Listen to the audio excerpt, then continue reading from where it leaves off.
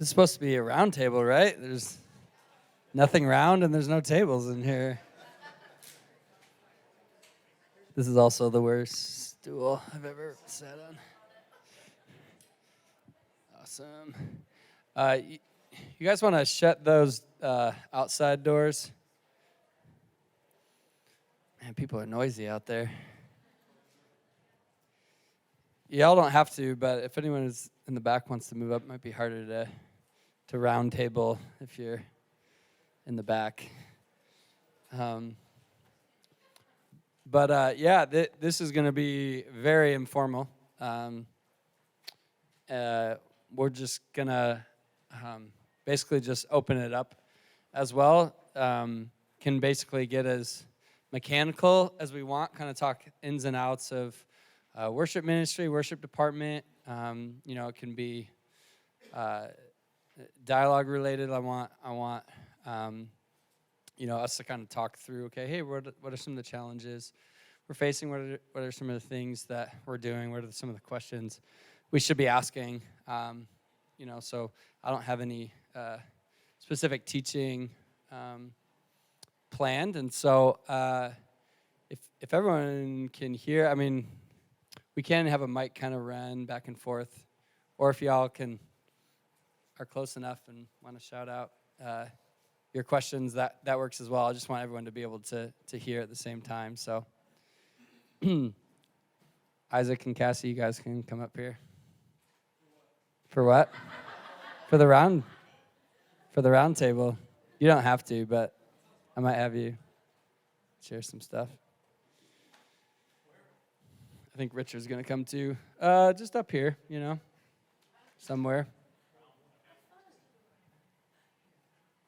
At the round table. Oh, yeah, there's the round table. You're right. There it is. All right, everyone, let's all just gather around the round table. I might do the chair up there too. Okay. Everything's in the way too, so. Sweet. Someone want to, you don't have to. Does someone want to volunteer to run the mic to different people?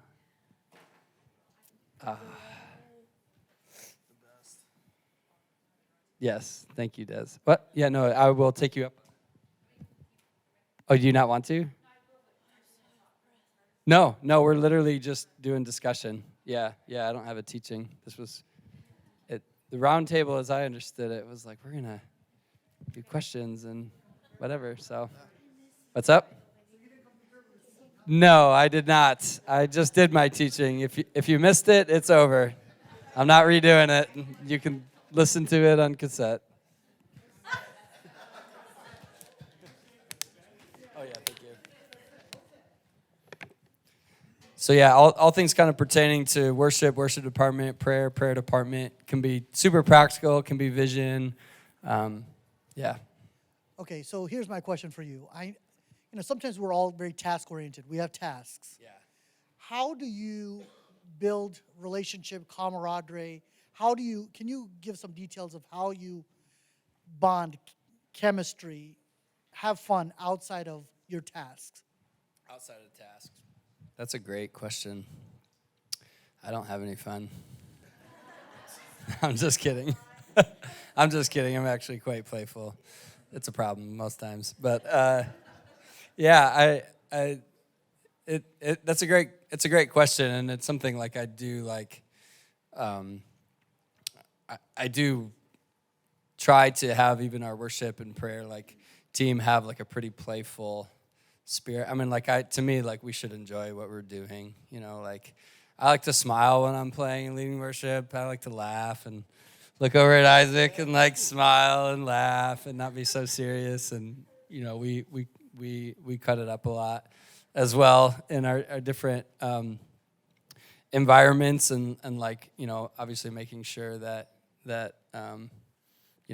we're doing our tasks or whatever else. We have a pretty playful team, which just kind of ends up being the people on it. And a lot of it to me has come from just being relational and knowing each other, obviously spending time outside of the context of leading worship. I'm trying to meet with people one-on-one, do dinners, have people over to the house, and then, just in the community too, like we typically enjoy each other and want to hang out and do different things. So like in the summer, we play volleyball on Sundays, and which is mostly fun. Sometimes we get into fights, but so Cassie's really competitive, so we have to.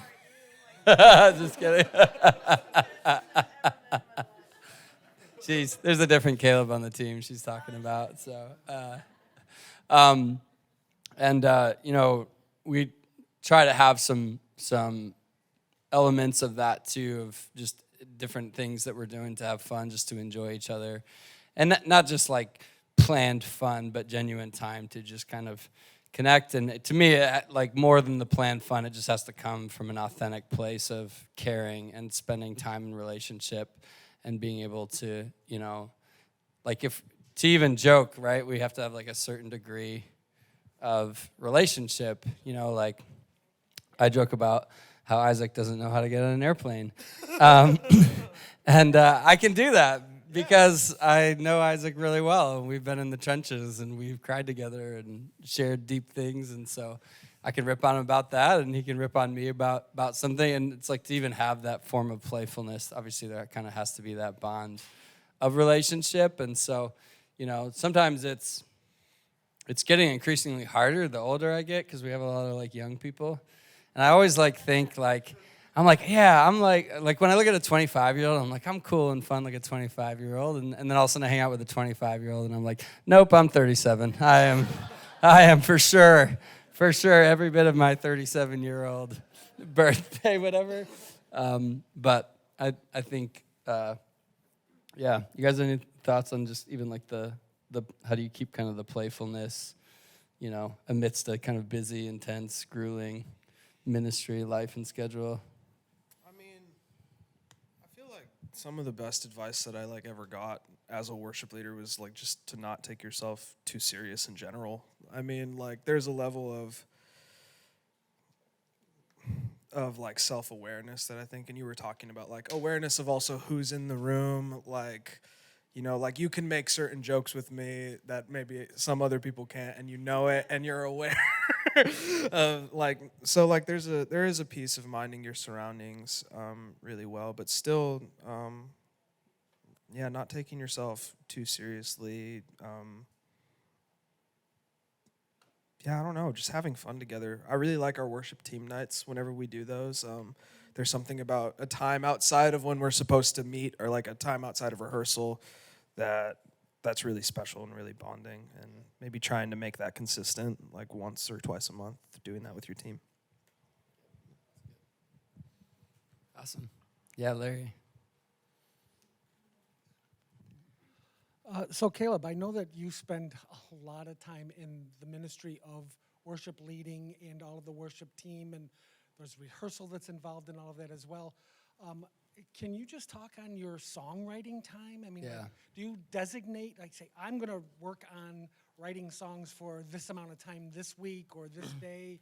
And then part two is, how do you relate that with the other group that you write songs with? Because I notice a lot of the credits on the songs, this weekend, it's Caleb and, well, not this weekend so much Caleb and Corey, but there's Caleb and Corey, there's Caleb and Rachel, there's Caleb in, but so all of this group. Yep.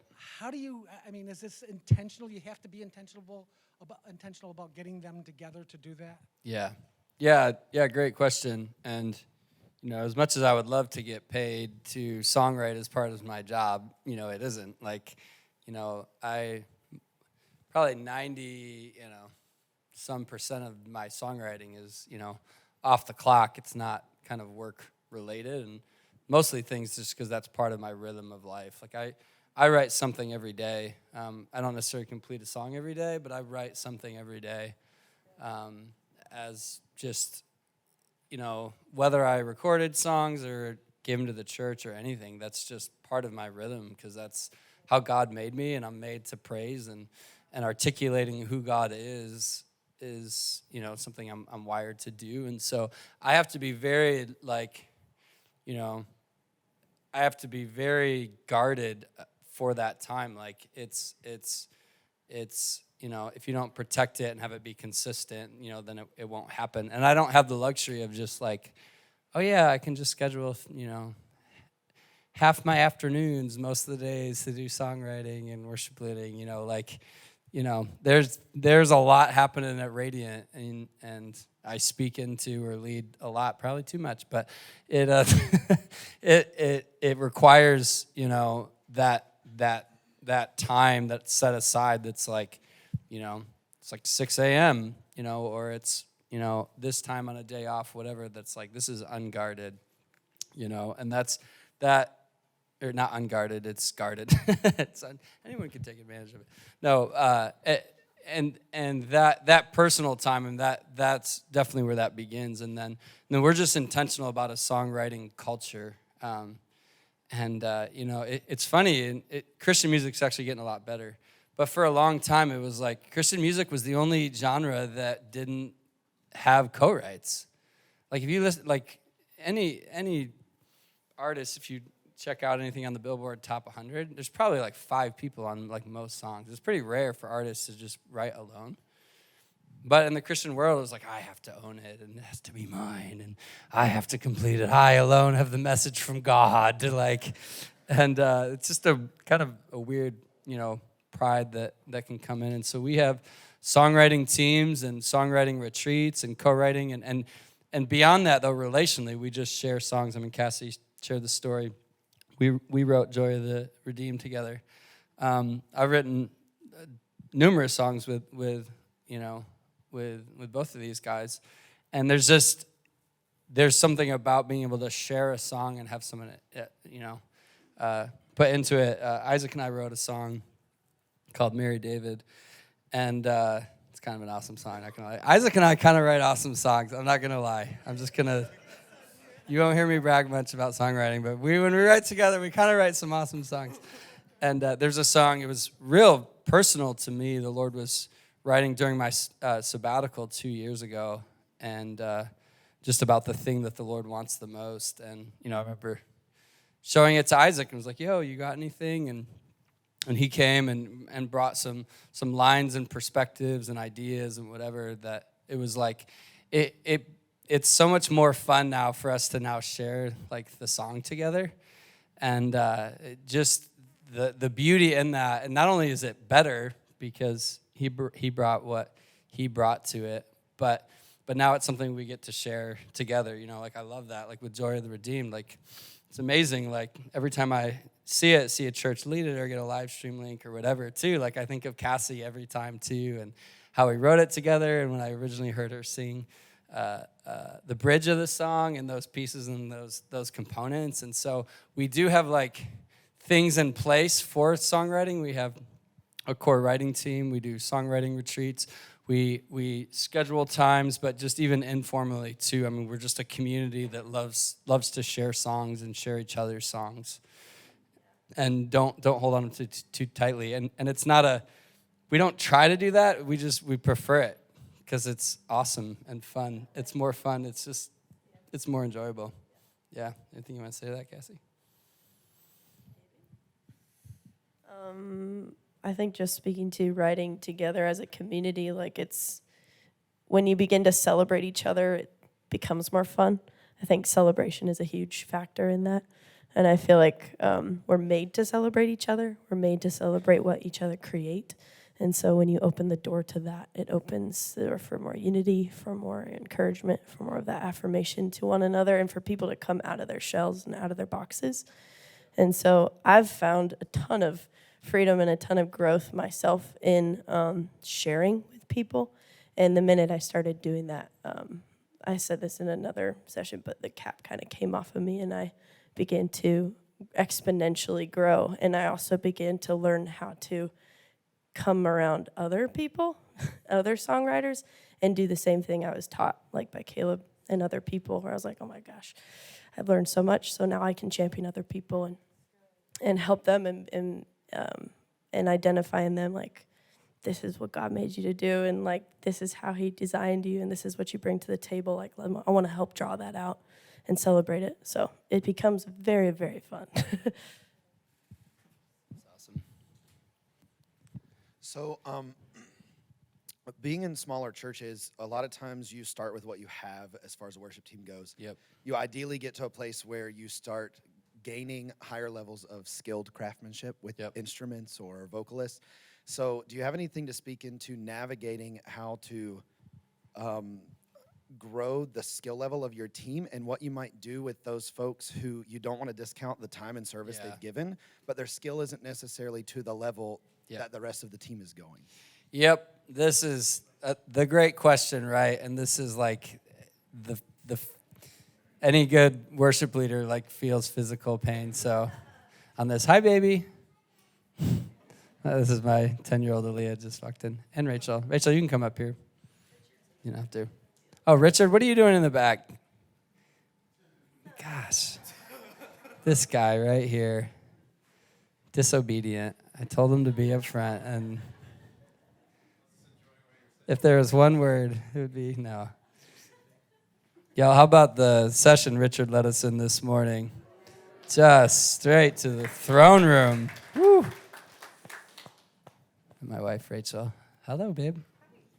Thanks for joining. There's no round tables. Just to let you know. Oh, yeah, there it is. Sorry, I keep forgetting.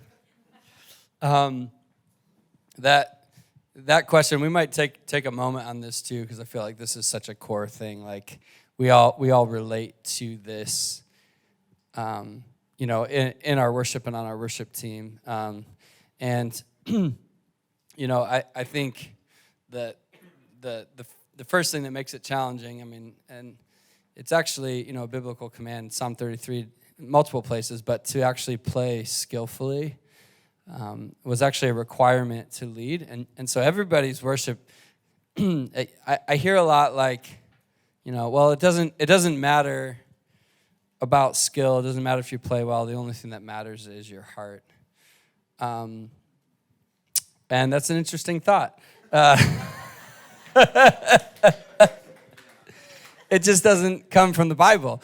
What I do believe is biblical is that for the Lord to accept your worship, it doesn't require any of those things. I think if it's Whitney Houston or someone who's completely tone deaf, the Lord doesn't care about the sound of the voice that's worshiping. He is looking at the heart to see who is availed before him and praising him.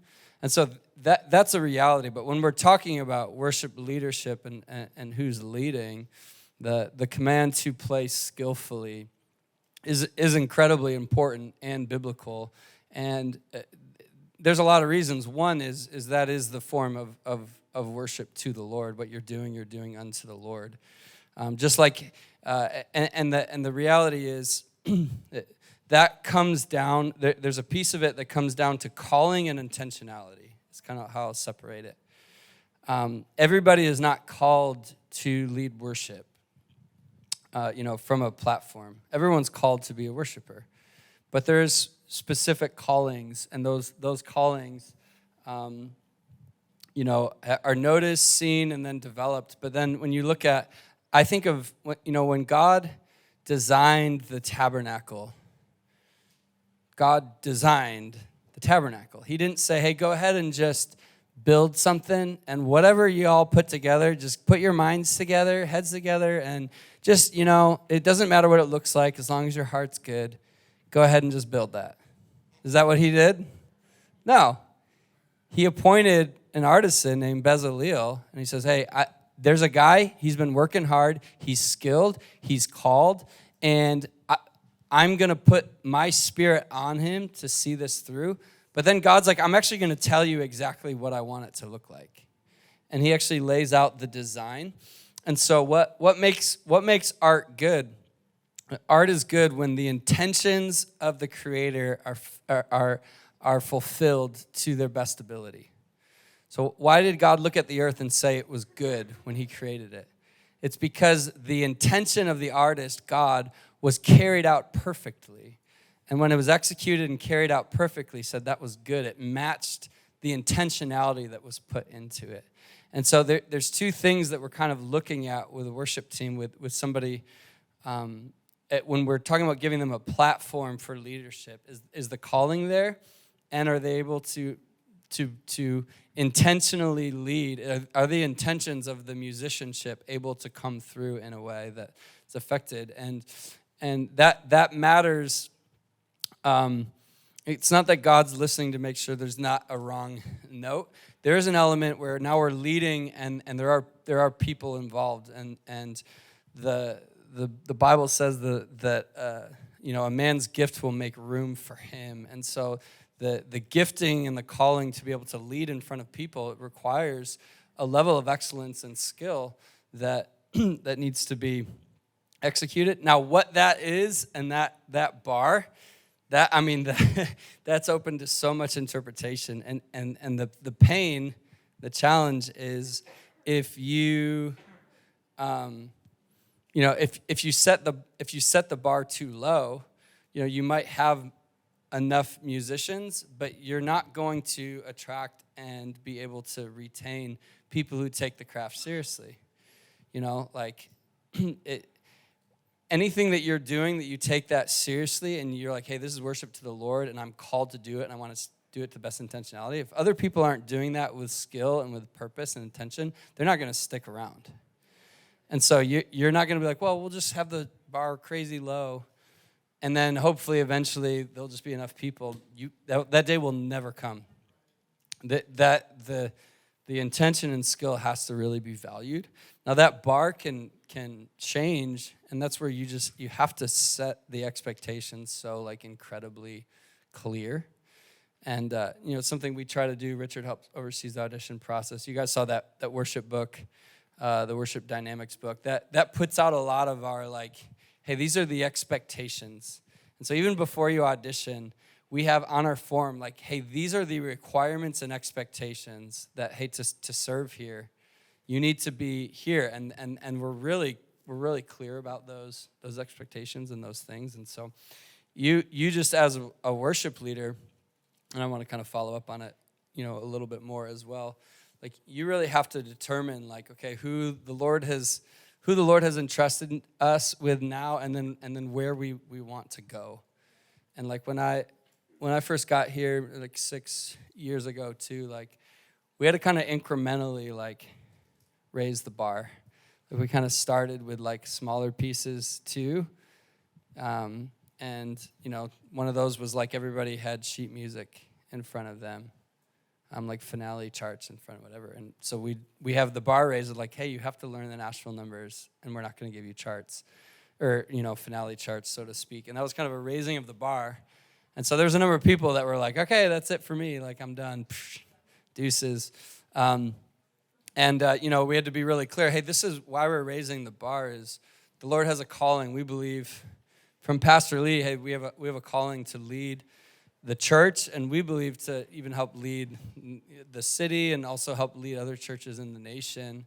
And so it's going to require us to be able to raise this bar to that level. And so, I think to be able to have those honest conversations is important, but I would definitely encourage, if you're having trouble drawing and attracting people to, you need to look at what it means to raise the standard of excellence. And it has to be done slowly and with a lot of kindness, with a ton of vision, with a lot of expectations that are clearly articulated, but just start raising it in small incremental places. And then some people will be like, look, that's okay I need to bow out, I can't do it in this season, or, this isn't for me anymore, or I still want to minister, but, and just to remember too, people's worship is not contingent on being able to lead Sunday morning,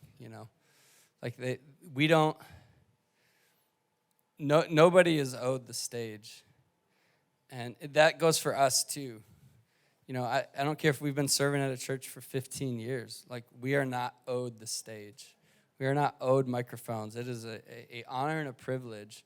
And it's going to be our time, everyone's time at some point. We're going to have seasons where, okay, I need to step down and need to make way for other people and make room, and having that culture that's able to do that. But it kind of requires that pain of raising the bar. Anyone have follow-up questions kind of on this conversation? Because I feel like this is a big one that I want to camp out. Yeah, a ton of them, which I love. So yeah, that is a good start. And where I want to go is, so now you got the team, Yep. and kind of like Growing Pain Church, we're not small but not large, Yep. and you got a bunch of volunteers, and so the skills there. But where we're struggling with is now the appropriate time for rehearsal. So maybe some practical on the structure that we went from 2 hours on a Thursday night to, because of schedules and other activities, now 1 hour on Wednesday, yet getting challenged by the pastor to work on more flow, transitions, new songs. It's competing. And so maybe just some, priority or thoughts on that. Yeah, I love that question. We have a high value as well for our rehearsals. We've over the last few years, we've been very consistent. We do Thursday nights, and that for us is just a prime time.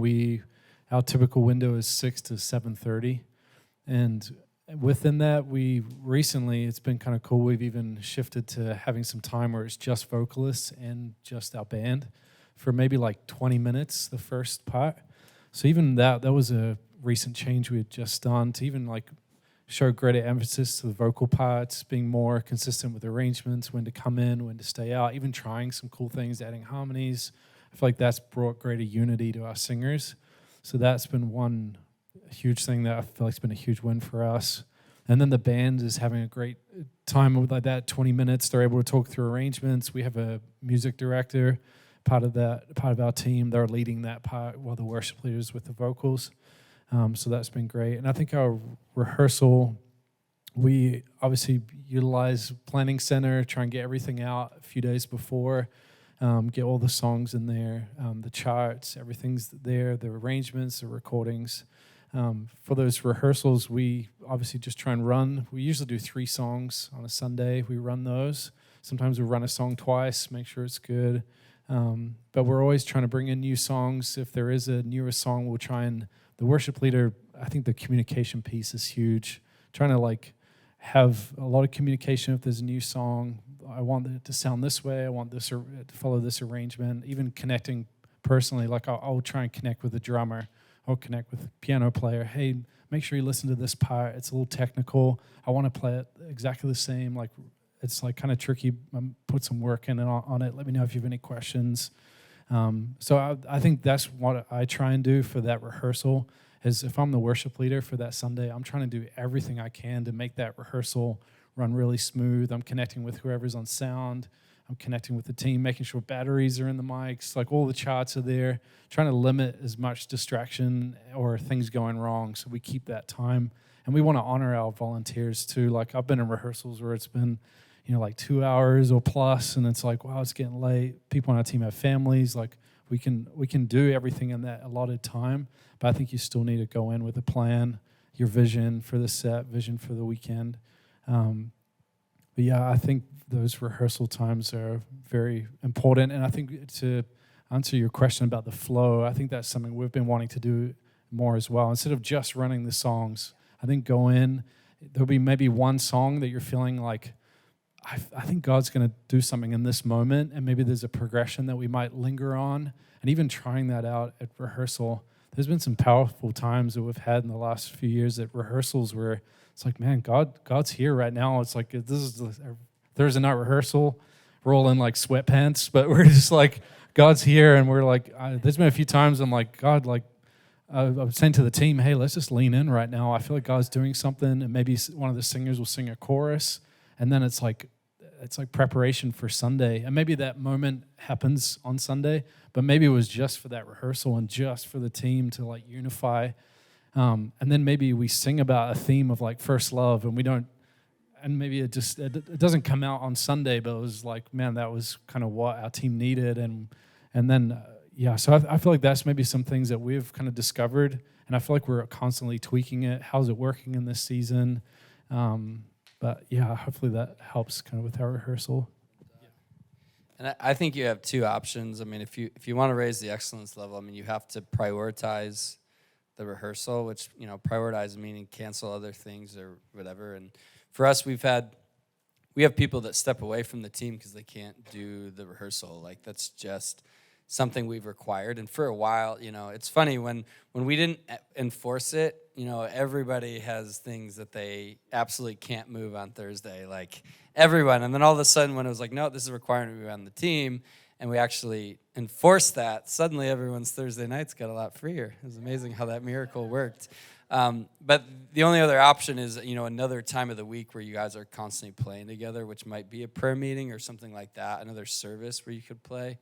But other than that, I think if you want to grow in that, and you just have to have that time that's sacred and prioritized and guarded, or else you kind of fall into that. And we've had that. We've had seasons where we weren't diligent with that, and it cost us in a lot of ways, not just in excellence. It cost us in unity and people's connection with the team, our ability to flow with the Holy Spirit. And so it's something we've had to bring realignment to that. So it's a great question. So, yep. Des is doing a good job getting people in order. Can you talk a little bit more? In your workshop, you discussed kind of like the purification of the Levites and the consecration of the Levites. Can you talk about kind of just navigating that tension of leading your team? Like how on the one hand, there's this piece of discipleship, and like maybe this is their biggest connection to the body, and like a church is maybe using that as almost like an evangelistic piece, like hey, like we just want you to come and feel like you're a part of something, and through this we'll develop you and watch you grow, versus like, hey, like no, there's a high calling here, and there's this consecration that's important, and like just navigating that tension and what that looks like, if that makes sense. Yeah, it does, and I think we've been able to really refine our code of conduct and expectation that we really hold to. Something that we've really tried to do, and not everyone's done this well, because part of that diligence is, okay, it's an honor, but there's also the expectation of holiness. And so we are pretty constantly having people step off for seasons, and as they're working through sin issues, or there's different things like that. One thing that we do, that we ask, is, hey, we don't want you to then lean out from the team, but we actually we want you to still come to pre-service prayer, eat the meals in the green room with us, be a part of the team, come to team night, lean in, don't lean out. This is not have a scarlet letter that you're cast outside of the city as being unclean. This is just a time of your life to be able to focus on the Lord renewing you and resting in his presence and getting whole and restoration. And you need community to do that. And so we ask people, and not everyone's done that, but we have had people that have done that really well and leaned in. And it's produced a lot of fruit. But I definitely when you have people that are unhealthy continue to lead, it just ends up becoming really toxic. And so, and there's some, Jeremy, who's leading tonight, they have a policy, which, it's amazing. And in Anaheim, they're in a place, there's a lot of sexual promiscuity, things like that. And they're we have to hold a hard line if we're going to be the priests and leaders and whatever. And so they have a hard policy of no incidents of sexual immorality outside of marriage for a year if you're going to serve on the team, and that includes pornography. And Jeremy he told the story. It was it was funny because he's like I put that in place, and then the next 3 weeks I had 0 electric guitar players. He's like, it was kind of horrible because it was wait, where'd Jimmy go? He's like, we're trying to work through how that all works, but it was so important to them that they kept the standard of holiness. And it was amazing was they had people on their team that were struggling with that ended up in that season really getting breakthrough, and it actually became the catalyst. And other people that didn't. But I was so inspired by that too, just that reverence and holiness for the purity of that worship, and just paying that cost. That's where it's we're so afraid of, I don't want to hurt this person's feelings. If I remove them, maybe they'll leave. And any of that's kind of, any fear that's in our heart is just gonna, it's not gonna help them. It's gonna make it more difficult. And so I think doing the hard work of removing people from the stage, but not removing them from the team. And I'm going to invest with you. I'm going to walk with you. We're going to pull you in close in this season. We just walk through that together. So that's a great question. Yep, we'll go here and then here. So I've got two. One, how do you deal with maybe volunteers that are maybe some of those extra grace required, maybe kind of entering in with a little bit more like encountering volunteers who are maybe more like feeling entitled to certain areas of the ministry, certain like levels of leadership, like they feel this is what they have earned or deserve. And then the second question is, in a season of transition, maybe you're stepping into a new environment. Like, what would be a timeline for you of like implementing more of a ministry that's more your style and kind of what you're called to? Like, how do you slowly transition into a new culture, but also do it with purpose and intention?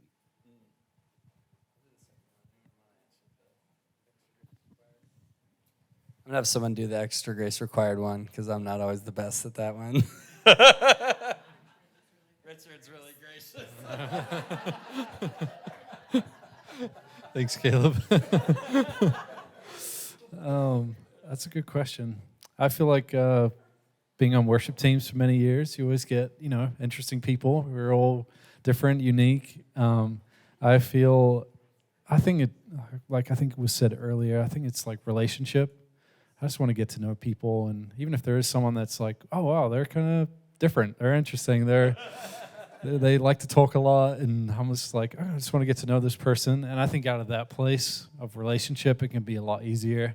Or even you get to know their story, and you're like, oh man, I see them so different now. Or like, and then I think from there you can actually have honest conversation, like, hey, I just want to be a true friend right now. Can I just tell you this, like, when you do this or you say this in front of the team, it kind of feels, I've had that happen a few times where someone says a joke and like it's like, oh, that was not great. You feel the air sucked out of the room.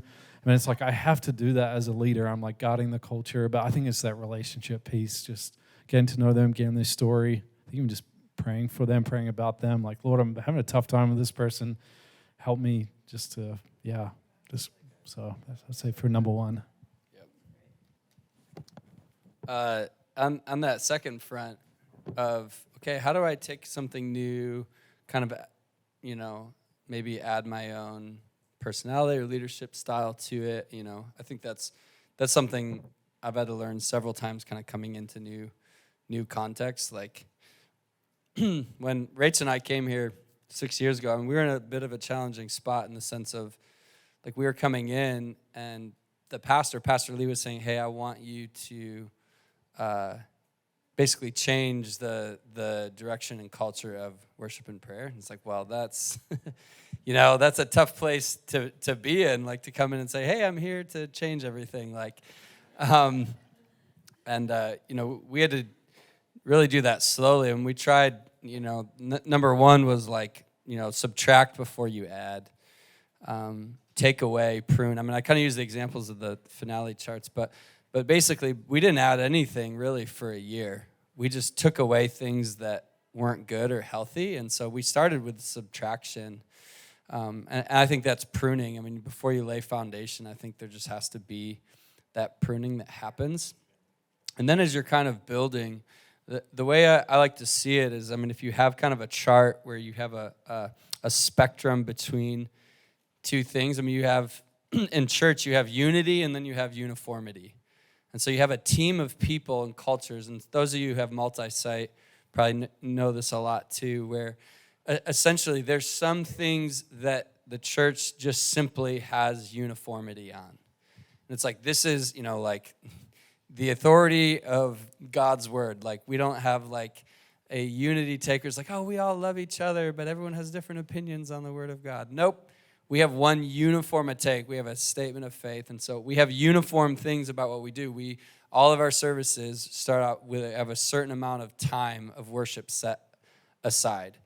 And no matter what the campus, they don't get to just make their own call. There's a uniformity set to that. But now there's a unity side of that spectrum. So we, unlike maybe other multi-site churches, worship leaders pick their own set lists at our campuses.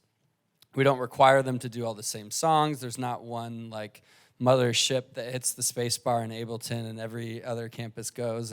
And you know, I'm not necessarily making fun of the churches that do that, but that's kind of an example of uniformity. It's like, right, we're going to do it all the exact same no matter where you go. And the advantage of uniformity, right, is it's clean and easy. The disadvantage is it, right, is we siphon out all the uniqueness of people's gifts and anointings.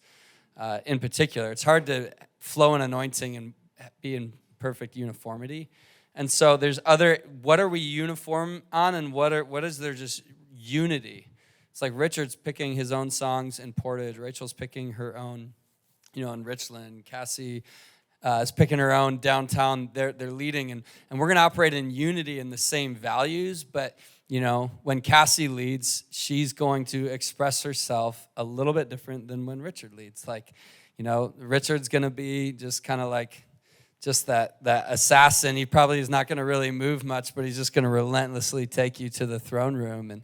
And Cassie's going to just be releasing the joy of the Lord and screaming and yelling and whooping and just displaying the glory and the goodness of God, and just like taking people into this place of freedom as she leads and sings. And so I want to operate in unity in that sense, where it's like, I don't want Cassie to stop being Cassie, and Richard, I'm not telling Richard to run all over the stage and whoop like Cassie, and I'm not telling Cassie that she's got to get on the mic and never move and just sit still to be uniform.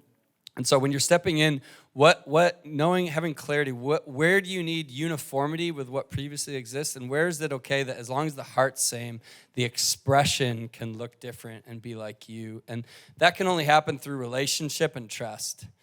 And you know, that can only happen like if you're in a house, you know, where you're trusted, where there's relationship with the senior pastor, where you're seen as a spiritual son or a daughter who is trusted to be able to lead. And so getting clarity from your leadership to not changing too quickly, and then really starting with subtraction instead of addition. So that's a great question. Yes. Yep. We'll try to judge it who's had their hand up longest, and as best we can.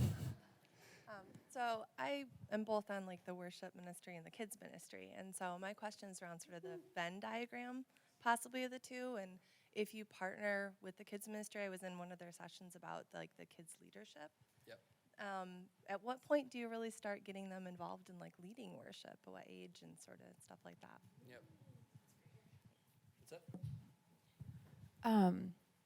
That's maybe a partial answer, I think y'all can jump into. But so she's in the back. She can't hear me though. So our 10-year-old, she's in kids ministry, and what they've done that's really, really special is, you know, some of the skills of musicianship aren't there at 10, or even like sometimes vocal ability aren't really there to lead a room, but they'll grab some of the like kids that just, you know, their hearts are on fire for Jesus and their yes is so big, and they'll call them up, stand up, and they're leading the room with their like physical bodies. They're dancing, they're jumping, hands up. And so like, you know, our daughter, she'll get picked to come up, and she'll just begin to lead worship with, you know, they know the motions, right? It's hand motions are such like kind of that gateway into just like lifting their hands. And so like they do the hand motions, they praise, they jump, they dance. And so our daughter will come home and she'll say, I was on the worship team today, you know? Super, super special. And so I don't have a exact answer, but I think young in ways that, you know, that they can. And because, you know, if she can kind of play a little melody on the piano, but like that wouldn't engage the room, but her jumping up and leading in that way. So yeah, just an idea, I guess, of getting them committed and on board with worship is like, okay, let's have 3 or 4 like motion leaders or dance leaders a part of worship. Yeah, we should have worship leaders do that now. It's like, man, if you can't lead people without a microphone or an instrument, then are you a worship leader? Straight in the back. Yep, back rows, the fastest draw in the West. So this question pertains mostly to keyboard players, but instrumentalists in general. So I know you guys have mentioned that you use charts for following the chords in the music. I'm just curious what your standard is for learning the instrumental parts. Like, do you have your instrumentalists listen to a recording and have them learn it note for note by ear, or do you have like notation that you write out, especially for the keyboard players where they're focusing on both melody and playing chords, or do you give them freedom to improvise? Yep. I'm just curious what you guys have. Yeah, great question. We have what's called rehearsal mix with multi-tracks, which allows us to isolate each individual instrument on a song. So within Planning Center, all we give them is the isolated keyboard tracks to that song. And then what we have, it's in that Worship Dynamics book. But we chart out every song with a Nashville chart that shows you the entirety of the arrangement. And then we have the isolated tracks. And so then, the expectation for an instrumentalist is that you have all the melody lines memorized based on kind of those isolated instruments. And that's kind of that's one of the ways we had to kind of raise the bar, because it was like learning the song before meant knowing the chords. And now we're like, no, learning the song means like you actually know how to play all the parts in the songs. And we might change some of them, but we've just created that standard. You're going to come to rehearsal and at least know how to play the song based on that rehearsal mix. And I really recommend being able to raise the bar to that level too. And to me as an instrumentalist too, like finding joy in learning the entirety of the song and learning the melodies and the parts and taking time to do that. And we all have to do that. I'm playing with Jeremy tonight, and I have to go through and learn all the parts and isolate the tracks. And I was doing that this morning, like when I woke up, like 6:30 a.m. I was going through before conference, and I was like, okay, I'm listening through these songs and learning it, and you can judge me on how good I do tonight. I'd be like, that guy does not practice what he preaches. Next question. Yeah, what do you... Which one? Back here with the Rejoice hat first. Okay. I just have a quick practical question. We use tracks to fill out because we got people of different skill levels, but we're trying to incorporate more spontaneous moments within the actual songs, not just in between songs. And when we've done it, the bottom falls out, or we've got to do some other things. So I'd love to know just some practical approaches to creating those spontaneous moments while using stems to kind of fill it out, but how you navigate that without just having like hard cuts or things like that, while given, just multi-track stems and things like that. Yep.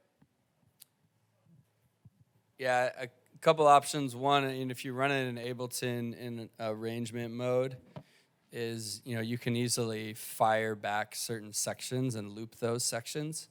And so sometimes we'll do that with songs where we'll have, okay, after it, we're going to have this shaker or this part of the tracks just looped so we can kind of fire in, because, like, that can happen too, right? Because, like, you have a big chorus and it sounds awesome with stems, then you go back into it spontaneous, it's like, wah, wah.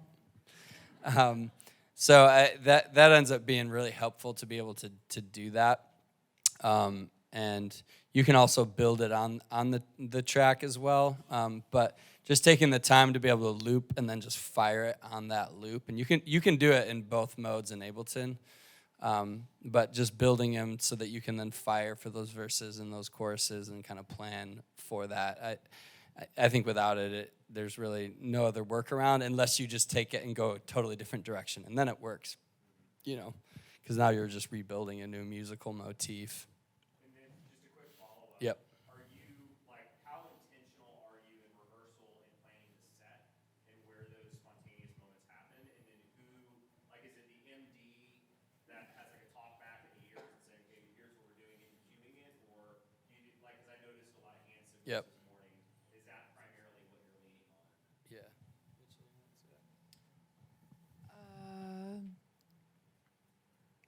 Can you say it again?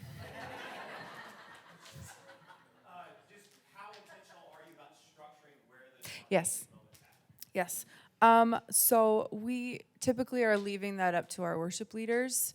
And so the worship leader will kind of, sometimes before the set, hey, like I think, I was worshiping through the set, yesterday, and I'm feeling like there could be something here in this spot, and kind of giving the team the heads up, and the MD can then assist and help facilitate that. And then if it really is kind of spontaneous in the moment of the set, worship leaders just given some hand signals, and then again MD comes around and supports that, and can give some help to band members if needed, or does that help? Yeah. I can even add real quick, like even this morning, like Spencer, who was playing electric, he stewarded a lot of the moments of like chord changes. So for me, I was kind of cueing the band, like, hey, let's keep going. I'm really feeling this section, but he was kind of helping me with a lot of chord changes, which is super helpful. So even finding someone on your team that can even help you in that, I think can be awesome, and great role for that MD to lead the team in that way. Yeah. Yeah, I think as she's going to hand the mic, empowering musicians to play in those sections. As a worship leader, I typically will talk to some musicians, say, hey, after this song, I want to wait on the Lord for a minute, or I'm feeling this. Why don't you come and create something for me? Bring a melody line, bring something. And, it's really trying to activate the musicians to really lead in that moment. We're still working on that too. I think we tend to be a little bit more passive with our instruments and kind of wait for the worship leaders to take us there. And we're kind of working on that ourselves, is like musicians stepping out and being confident, and like, hey, don't wait for the MD or the worship leader to cue you in. Like Kyler, I thought, did a great job today. Like, you had the moment you came down, he started playing a piano line, and then the electrics mirrored it, and the drums came in right away, and it kind of like really set the stage for it. And so we're trying to do that more. And so I encourage that proactivity. Plan spontaneous. I love what Miller was saying last night. He's like, that's not spontaneous. We do it more than the actual song. Yep, Mikey. Yeah, so I think mine might be like one and the same. I'm wondering, because you guys have incredible musicianship, and it's like top-notch guitar players. Tones are great. They know what to play where. And I think my team, they're super capable. But it's like some guys, I'm like, oh, your tone doesn't sound good. You have a really nice Duesenberg, and it sounds bad. So I'm curious, like, how could I implement, do you have somebody who oversees guitar, somebody who oversees drums? Is it just the worship leaders communicating stuff? Like, how do I transition from now playing parts into, like, tone and stewarding, like, prophetic moments, if that makes sense? Yeah. I don't know. It's kind of a... Yeah, we don't have that now, but we're actually talking about adding that, is having somebody that oversees each instrument and giving them the lead on it. And we're going to be doing that this summer, even meeting with the different instruments and doing 3-4 groups a piece to kind of break that down, or else then it is kind of like all on you to be able to do that. We try to have a growth plan that we're kind of connected to give consistent feedback. One of the most important things is we send out rehearsal mixes and then the weekend mix every single time, and we ask everyone to listen through both. And so I think even if it's just straight from the board, rehearsal mixes and Sunday mixes, like giving that to them and then referencing hey, listen through it and listen for this. It's like every time I'm giving that feedback and we're zooming in on tone or something that's more in the weeds, I'm always giving them the reference point of like, hey, here's this, and then I'm trying to bring in maybe alternative reference points to like, hey, there's this production online video that kind of breaks this specific thing down, and kind of giving those specific resources to the musicians so they can know and understand, because obviously like do better, get better doesn't work or fly. But I think honestly, like, having them just consistently be able to listen to themselves, I feel like is the most helpful thing that helps people. Like, they hear what they're doing wrong, and then they're kind of able to adjust. Yeah. Yeah, we'll do 2 more. We'll go here and then here to Amy. Hey, guys. Hello. Okay, so as somebody in worship, and as you guys are leaders, like we want to yield to the Spirit consistently, constantly. And some of that is in the planning, obviously, and some of that is in the moment. And we're talking about spontaneous moments, things like that. And to me, there's always a tension in that because, right, you guys have children's ministry in multiple services, so does our church. And so there's always like someone looking at a clock, production people and everything, right? And it's like, oh, you want to sing that chorus again, but, right? And so I'm just wondering how you guys manage that, especially as worship leaders. Like Lee, if he's preaching, has prepared something. We have to honor that. We can't just be like, hold on, Lee, like we're going to sing this 5 more times. But at the same time, like, right, we have one spirit. Some churches culturally will do worship for a lot longer, but like, right, I'm just wondering how you guys balance that, but also like yield to the Spirit. And some of the stuff online, we were talking about like Upper Room and stuff, like, oh, I love this version of the song. It's 19 minutes long. Right? But you can't do that on a Sunday morning, right? I don't know. What do you guys think? That's a great question. Yeah, the context and the places, for it matter, like, I love what Michael was saying, like, don't duplicate. Like, what works in Dallas among, like, hippie millennials who are just, like, passionately love Jesus is not going to necessarily work in, like, Western Michigan. Like, it's a different context, like, and that's, like, the temptation is to look at the results. It's the iceberg. Everyone looks at the 10% that's above the surface, and they're like, ooh, let's do it like Upper Room, and they miss the 90% of the calling of, like, what goes, underneath. And so for us, to do multi-site and to get people in and out so that people can come in the building, we have to stick to a clock. And so for me, as a worship leader, like the clock doesn't stop me or bother me. It's just I have the awareness of when I kind of need to make my decisions and what can go. And so I think knowing, like, we do have 30 minutes on a Sunday, that for some churches might seem short. For other churches, that might seem really long. And so we're like, okay, this is our 30 minutes. We're going to steward this the best we can. And it's not our time, like if you've been given 30 minutes and you've been asked to keep to that and you're constantly going way over, it's like you're not honoring the leadership and authority, and ultimately not honoring the Lord in that too. And it's like, okay, then why are you worshiping? But if it's a culture that it doesn't matter. You just have to know the culture and context of what people can handle. And for us, having multiple contexts is very freeing. It's like if you only lead worship on Sunday morning, like people are like, this is my one shot. This is all I got. And if you take it from me, like I'll have nothing. I'll be nothing. I'm like, okay, I have my personal worship time at the piano. I don't need Sunday morning to refresh me. I have my Thursday morning prayer set. I get to flow. I can do a Devo set in the prayer. Like, it's not my one shot. It's an overflow. And if it's 2 minutes or 30 minutes, I'm going to utilize that time that I've been given and steward it the best I can. And just for us, a little trick that kind of just helps us is we ask the last worship leaders to know how long the last song is.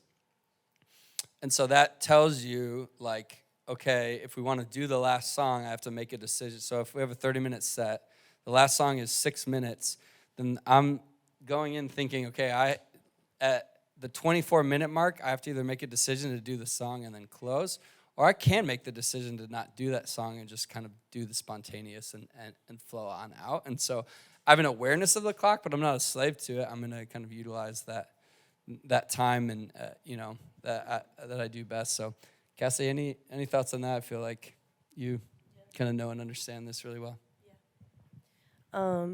When I was younger, I definitely was like, in the church I grew up at, which is an amazing church. I love it, Lifegate in Omaha, Nebraska.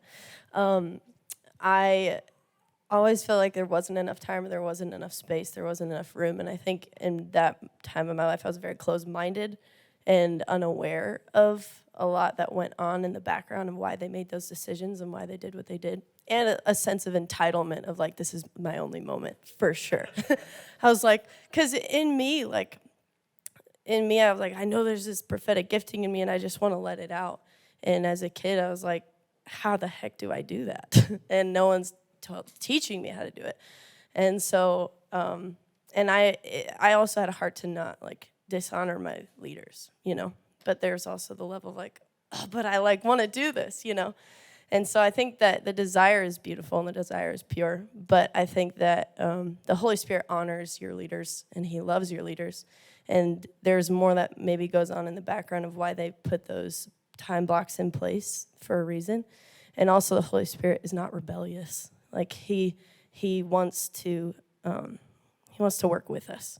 And he comes when he's invited, right? So it's like if I have 30 minutes to do it in the expression that I long to do it, and I'm going to do that. But I'm also going to work hand in hand with the pastors and the leaders who are a part of that service, and I'm going to walk hand in hand with them in unity and in honor, and the Lord is going to bless that. And so I've found, I used to be on staff doing the student worship coordinator position, and I recently transitioned out of that, but while I was in it, I was challenged so much of like, even just when pastors come to you, like, hey, like, can you do this? And I'm like, I don't really want to do that. Or like, hey, this is how much time we have. I'm like, oh, I really wish I had more, or something like that. And I learned that when I submitted to those things, the Spirit of God honored it and he loved it. And more was able to happen because of it. But my pride or my offense towards them trying to maybe you feel controlled or you feel like, you know what I mean, I want to do my own thing, but they're trying to serve the Lord too. And even if you disagree or don't fully love the way that they're doing it, that doesn't mean that they're wrong. And each of us carries something so unique. And so time is not our limit. Like, we're not limited by these things. The Holy Spirit is not limited by time either. So don't put that on him. And don't carry that weight yourself. Like, just enjoy him while you can. Enjoy him and do it together. And learn to work alongside each other, because doors will open when you do that. All right, last question. Somewhere in the middle. I actually don't have a Amy. question, but I have an encouragement related to what you were saying. So our it. church has been playing with tracks like y'all and practicing some spontaneous in the middle. But then after the tracks stop and we continue on our spontaneous, we have about 4 million vocalists, but I'm like one of the only main lead musicians. So we feel that same energy drop. But one of the things that we've processed as the staff and I were like praying for electric guitarists and keyboards. And then my husband's like, Amy, who said you need all of that? Like, who set the standard of what the band ought to sound like? If you don't have it, you don't need it, kind of like what we heard yesterday. And this idea that, like, we are exposed as a culture to these churches that have lots of people, lots of money. And so most of us little churches feel like this is where we need to be. And that pressure, the Lord never placed on us. And so we've been walking in this freedom of, if it's a bass player, my keyboard and the drum set, the power of God is still so strong. And we need to encourage each other that, like, that standard, he never asked for. And over time, the Lord has been bringing people. But there are Sundays I intentionally will get up with an acoustic guitar, my kick drum, and lead a room. Because I don't want to forget that it's not that hard. The worship of the Lord has always been simple. And we need to ask the Lord, Lord, what do you want for this house? And live in that freedom. So I just empower you and bless you that if you don't have the full band, we don't need the full band yet. Awesome. Cool. Well, let's all give our Roundtable a round of applause over here. Round of applause for the Roundtable. Awesome. Y'all are dismissed. Thanks for coming.